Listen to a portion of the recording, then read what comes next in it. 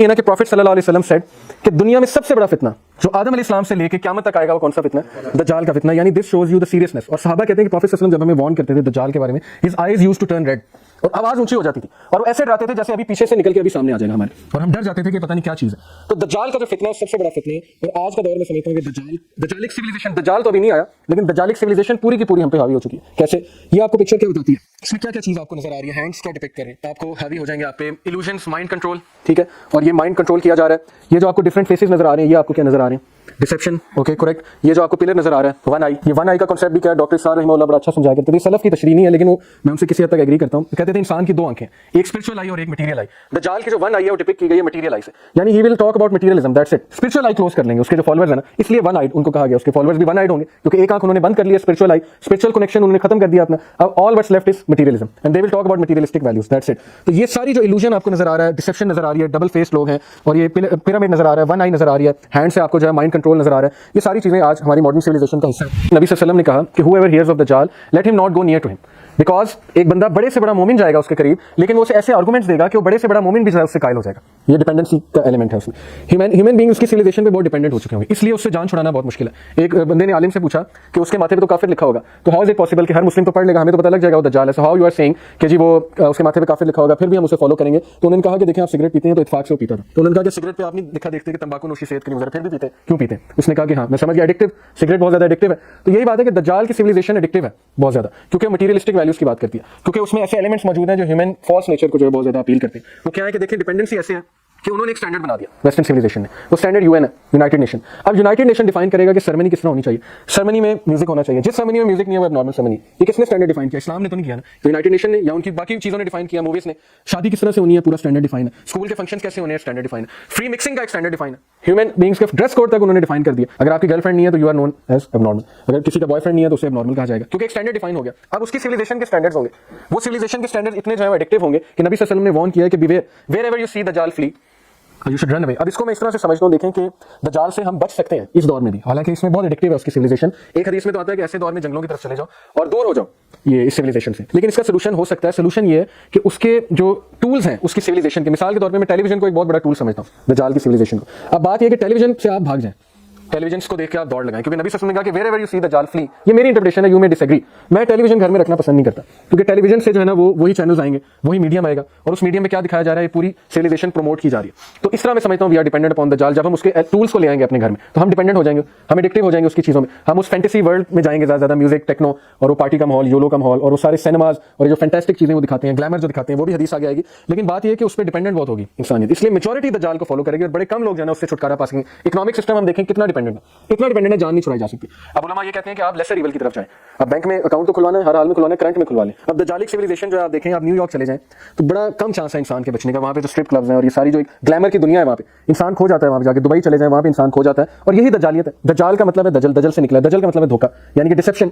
अब डिसेप्शन का मतलब है कि बंदा दुनिया में ही मगन हो जाएगा और आखिरत से वो दूर जाएगा। लेकिन दज्जाल इसलिए फितने कि वो एक्सट्रीम फॉर्म ऑफ डिसेप्शन है, वो इंसान को ऐसे गुम करेगा कि इंसान जो है सोच भी नहीं सकता। आगे हम देखेंगे कैसे। अब ही will corrupt the religious beliefs of people. अब आप सारी टीवी सीरीज देख लें, उनमें मेस अप कर रहे हो रिलीजियस बिलीफ्स और चैलेंज किया जा रहा है रिलीजन को on a very higher level. तो ये जो है he will corrupt religious beliefs of people. Movies में लूजर दिखाया जाता है रिलीजियस बंदे को, इंटेलेक्चुअल दिखाया जाता है एथियस्ट को, और सुपरनेचुरल बीइंग्स को दिखा दिखा के हमारे रिलीजियस बिलीफ्स करप्ट कर रहे हैं। तौहीद एक बहुत बड़ा हमारा बिलीफ है, उसको बॉलीवुड करप्ट कर रहा है। आप देखिए उनके सॉन्ग्स हैं किस तरह से वो शिर्क फैला रहे हैं।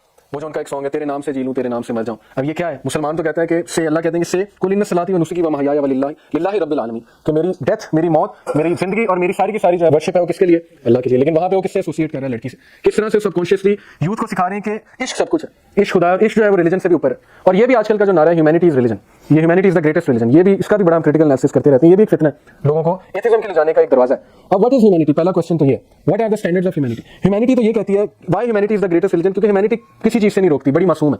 अब एक बंदे को मैं शराब पीते देखूं, मैं उसे नहीं रोक सकता, बिकॉज़ ह्यूमैनिटी कहती है मत रोको। अब एक बंदा जो है वो गर्लफ्रेंड के साथ बैठा है, मैं उसे नहीं रोक सकता, लेट हिम एंजॉय। अब ह्यूमैनिटी का स्टैंडर्ड क्या है? ड्रेस कोड क्या है? एक बंदा मुझे कोई नजर आया गलत मतलब ड्रेस में, मैं नहीं रोक सकता, why humanity? Let him enjoy, let him have fun. अब ह्यूमैनिटी एक वेग टर्म है। ह्यूमैनिटी वो जो कहते हैं, हमारे लोग कहते हैं कि नहीं दूसरों की मदद करनी चाहिए। भाई दूसरों की मदद करनी चाहिए, ये तो इस्लाम कहता है, ये पहला हुक्म है। और दूसरों की मदद किस लिए करनी चाहिए, उसके पीछे नियत क्या होनी चाहिए, ये भी तो डिफाइंड है इस्लाम में, तो प्लीज अल्लाह अलमाइटी। लेकिन ह्यूमैनिटी बहुत वेग टर्म है। ह्यूमैनिटी को कहना it's the greatest of religion. Humanity तो रिलीजन है ही नहीं, ये तो फिलॉसफी है ह्यूमनिज्म की, और इस फिलॉसफी के पीछे मटेरियलिज्म इन्वॉल्व है। ह्यूमैनिटी जो है ये फिलॉसफी है, रिलीजन जो है पूरा एक वे ऑफ लाइफ है। और अंबिया ह्यूमैनिटी सिखाने तो नहीं आए थे, तमाम अंबिया रिलीजन का बताने आए थे। अंबिया तो सबसे स्मार्टेस्ट लोग थे, उन्हें क्यों नहीं पता था humanity is the greatest of religion, वो फिर ह्यूमैनिटी सिखाते। ह्यूमैनिटी तो कॉमन सेंस की बात है, आपको नहीं पता किसी को जो हेल्प ऑफर करनी है, आपको नहीं पता कि बंदा मर रहा है तो उसकी हेल्प करनी है, आपको नहीं पता कि किसी को पैसे देने चाहिए, ये तो कॉमन सेंस है। कॉमन सेंस नहीं सिखाने आए थे अंबिया, अंबिया तो ह्यूमैनिटी को बताने आए थे कि तुम शिर्क में पड़े हुए उससे निकलो और वन गॉड को जो है तुम वर्शिप करो, because shirk is the root cause of all evil. शिर्क की वजह से डिसयूनिटी है ह्यूमैनिटी में। तौहीद का कांसेप्ट यूनाइटेड करता है ह्यूमन बींग्स को, तो ये बड़ा रेवोल्यूशनरी कांसेप्ट है। ये उसका दूसरा जो है कि उसमें करप्ट करेगा, रिलीजियस बिलीफ्स को शेक करेगा। और आप यकीन करें जितने भी लोग बाहर रिसर्च के लिए जाते हैं या पीएचडी एमफिल, तो वो एथिस्ट हो जाते हैं। मेजॉरिटी मेरे जीके के दोस्त तबलीगी जमात के साथ जाने वाले दाढ़ियों वाले, उन्हें दाढ़ियां कटवा ली हैं और वो जर्मनी में जाके एथिस्ट हो गए। क्यों? थोड़ी सी साइंस पढ़ के, थोड़े से क्वेश्चंस काउंटर क्वेश्चंस हुए होंगे उनसे, उनके रिलीजियस बिलीफ को करप्ट करने की कोशिश की गई होगी। मॉडर्न सिविलाइजेशन ने बड़े टफ क्वेश्चंस पूछे हमसे जो कि हमें सीखने चाहिए। उनके कुछ बड़े वैलिड क्वेश्चंस हैं गॉड के हवाले से, रिलीजन के हवाले से, वो हमें पता होने चाहिए। जब वो क्वेश्चंस पुट फॉरवर्ड करेंगे मुस्लिम जो है वो शेक करेगा। तो ये रिलीजियस बिलीफ को करप्ट किया। तीसरा उसका irresistible charm, wealth and knowledge. अब दज्जाल के पास इररेसिस्टिबल चार्म होगी, ग्लैमर होगा, वेल्थ होगी और नॉलेज होगा। हदीस में आता है Dajjal is one eyed and will bring with him what will resemble hell and paradise and what he will call paradise will be actually hell, so I warn you against him. किसके अल्फाज हैं? Profit Mohammad सल्लल्लाहु अलैहि वसल्लम कि जिसको वो जन्नत कह रहा है वो दोज़ख है। अब मैं इसको तशबीह किससे देता हूँ? ये जो चीजें मेरा पर्सनल व्यू। अब ये जो हॉलीवुड है ग्लैमर का एक वर्ड और एक फैंटेसी का वर्ड है। इंसान मूवीज देख के एक फैंटेसी वर्ल्ड में चला जाता है और इंसान रियलिटी से दूर होता जाता है। मूवीज कुछ अच्छी भी है, इंसान उनसे बहुत कुछ सीखता भी है, लेकिन जनरली देखा जाए तो ये पूरी की पूरी इंडस्ट्री जो है इसके पीछे क्या साइंस है, ये किस तरह से सबकॉन्शियसली आपको आपके माइंड में कुछ सबलिमिनल मैसेजेस के थ्रू कुछ बात बताना चाह रहे हैं, ऐसे जनरली देखा जाए। ये जो है प्ले बॉय, ऑब्वियसली आजकल कितना ग्लैमर है, सुपर मॉडल्स, और ये मूवीज में जो खवातीन दिखाई जाती हैं। गेम्स ऑफ थ्रोन्स जो है वो कितनी आजकल फेमस एक सीरीज है, शुक्र है मैंने नहीं देखी और कभी भी नहीं देखी, लेकिन आजकल मतलब लोग ने स्टैंडर्ड बना लिया। लोग कहते हैं गेम्स ऑफ थ्रोन्स नहीं देखी तो तू बंदा ही नहीं, यानी कि तू कोई कूल बंदा नहीं। अब ये किस तरह का स्टैंडर्ड है? इसी तरह YOLO, you only live once, ये लाइफस्टाइल एक स्टैंडर्ड डिफाइन कर दिया कि party, without party you are a boring person, और तुम बोरिंग हो। और ये जो है ग्लैमर सारा मटेरियलिज्म का, ये चार चीजें कंबाइन करके मुझे समझ आता है कि ये है उसका पैराडाइज दज्जाल का। ये पैराडाइज हमें बड़ा अट्रैक्ट करता है और मॉडर्न सिविलाइजेशन इसकी सबसे बड़ी वो कह लें कि अलमबरदार है इस ग्लैमर के, और वो चीज जिस तरह से वो ऑफर कर रहे हैं कोई भी नहीं कर रहा। इसलिए ह्यूमैनिटी अट्रैक्ट कहां पे हो रही है? उस तरफ जा रही है। और इस्लाम जो है वो ऑब्वियसली सेक्रीफाइस की बात करता है, इस्लाम जो है स्ट्रगल की बात करता है, लेकिन इस्लाम में कंटेंटमेंट का बात है कि थोड़ी सी स्ट्रगल करके, वो एक ट्रेनर कहा करते थे ना कि You have to take the pain, either the pain of discipline or the pain of suffering. The choice is yours. या तो तुम डिसिप्लिन की पेन ले लो या तुम सफरिंग की पेन ले लो, चॉइस तुम्हारी है, तुमने क्या करना है। तो इस्लाम पेन ऑफ डिसिप्लिन देता है, लेकिन वो पेन ऑफ डिसिप्लिन आगे जाके राहत बन जाती है और वो इंसान की जिंदगी में कंटेंटमेंट लाती है। ये जो चीजें ये पेन ऑफ सफरिंग देता है, इसका प्रूफ है कि नहीं। हॉलीवुड मुझे बताएं कितनी सुसाइड, कितने एक्टर्स ऑन एवरेज सुसाइड करते हैं। रॉबिन विलियम्स के पास क्या नहीं था, मुझे बस समझा दे उसने सुसाइड क्यों किया, क्या वजह थी? साइकोलॉजिकल इशू था, उसके पास हर चीज थी। कर्ट कोबेन ने सुसाइड क्यों किया? तो सबसे ज्यादा इस वक्त प्रेवलेंट डिजीज है major depression, according to World Health Organization. ये 2014 का सर्वे है। क्या वजह, क्यों मेजर डिप्रेशन इतनी प्रेवलेंट है वहाँ पे वेस्टर्न कंट्रीज में? ये क्वेश्चन बनता है। वो प्रोग्रेस की बात करते हैं, सोशल प्रोग्रेस कुछ भी नहीं है उनकी, और एक्सपर्ट्स बात करते हैं इस पे। इसमें पूरे पूरे एसेस लिखे हैं, सीएसएस में बकायदा ऐसे आता है, look to the East for holistic progress. West ने तो कोई होलिस्टिक प्रोग्रेस नहीं की, progress as a whole, social progress नहीं है उनकी। उनकी सिविलाइजेशन डाउन जा रही है सोशल प्रोग्रेस में। हाँ, मटीरियल प्रोग्रेस में बहुत आगे, ये मानने वाली बात है। साइकोलॉजी में उन्होंने बड़ा जबरदस्त काम किया, साइंस में बहुत जबरदस्त काम किया। हम उनके गैजेट से फायदा उठाते हैं, अच्छी बात है, लेकिन सोशली सॉरी टू से डिवोर्स रेट वहाँ पे, क्राइम रेट्स, ड्रग्स वगैरह, ये सारी चीजें वहाँ पे डिसमल रेट है बहुत। मुस्लिम कंट्रीज में भी आई एग्री, वो इसलिए क्योंकि हम भी जाहिर नहीं, पाकिस्तान कौन सी इस्लामिक कंट्री, कोई इस्लामिक कंट्री, तो यहाँ पे भी वो चीजें प्रॉब्लम है। सोशल टाइज या इसमें बहुत सी चीजें हैं, इसमें माइंडसेट का बड़ा रोल है, इंसान के इनहेरिटेंस के फैक्टर्स भी आते हैं। लेकिन देखिए इस्लाम ने कंटेंटमेंट का वादा किया, अल्लाह भी ज़िक्रिल्लाह तत्मइन्नुल, तत्मइन्नुल का मतलब है कि मुतमईन, कंटेंटमेंट, हैप्पीनेस 100% गारंटी नहीं है। सो ये जो है